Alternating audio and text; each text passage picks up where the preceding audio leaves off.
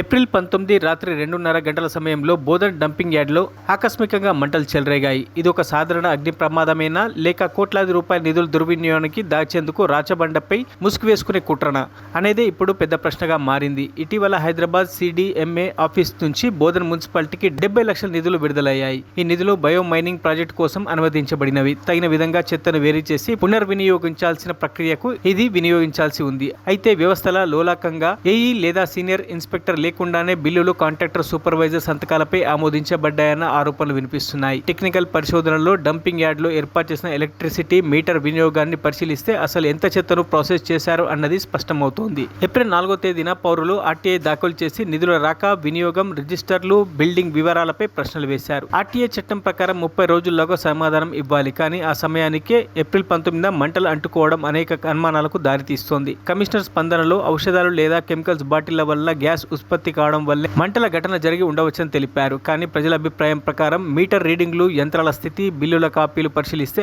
అసలు నిజం బయటపడుతోంది. బాధ్యులను శిక్షించకపోతే ప్రజల్లో ప్రభుత్వ వ్యవస్థలపై నమ్మకం తగ్గిపోవడం తథ్యం. అంతేకాక ప్రస్తుత ఎమ్మెల్యే ప్రభుత్వ ప్రతిష్టకు కూడా ప్రమాదం పడే అవకాశం ఉంటుంది.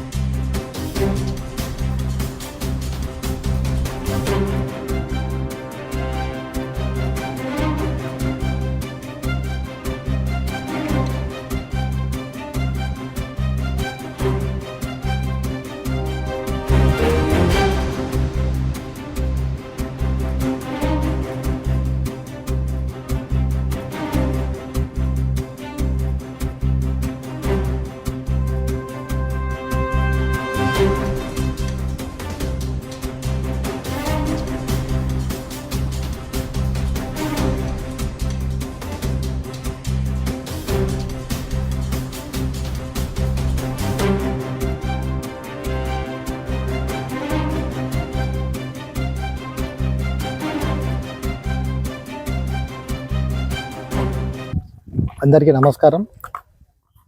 మొన్న రాత్రి సుమారు 2-3 గంటల మధ్యలో ఈ మన బోధన్ పట్టణానికి మున్సిపాలిటీకి సంబంధించిన ఈ డంప్ యార్డ్లో చిన్నగా ఫైర్ యాక్సిడెంట్ అని తెలిసింది.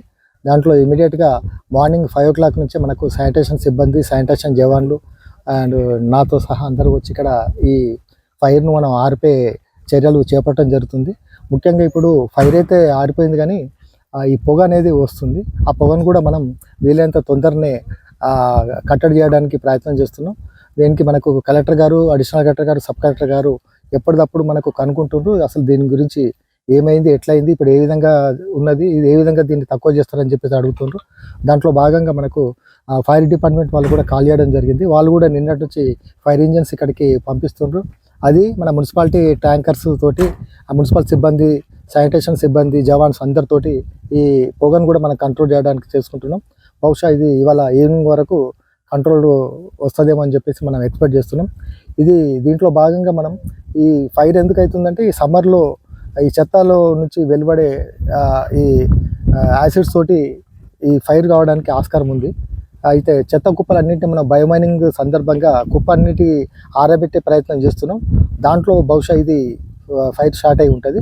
ఇక ముందు అట్లా జరగకుండా ఆ కుప్పలన్నింటినీ దూరంగా పెట్టేసి, ఒకవేళ ఫైర్ జరిగినా కూడా అది అదే ఏరియాలో పక్కకు వ్యాపించకుండా ఉండాలని చర్యలు తీసుకోవడానికి మనము ప్లాన్ చేసుకుంటున్నాం.